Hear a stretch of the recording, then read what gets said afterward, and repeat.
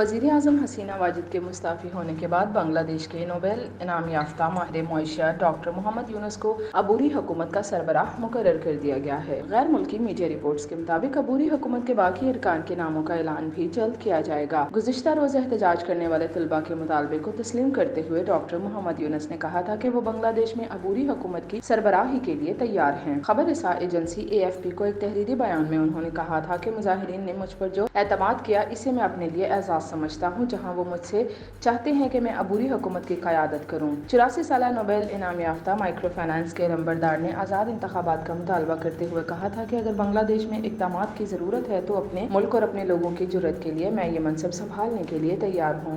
انہوں نے کہا تھا کہ عبوری حکومت صرف شروعات ہے، لیکن پائیدار امن صرف آزادانہ انتخاب سے ہی آئے گا اور انتخابات کے بغیر کوئی بھی تبدیلی نہیں آئے گی۔ محمد یونس نے کہا تھا کہ نوجوانوں نے ہمارے ملک میں تبدیلی کا مطالبہ کیا ہے اور ان نوجوانوں میں بے پناہ ہمت ہے۔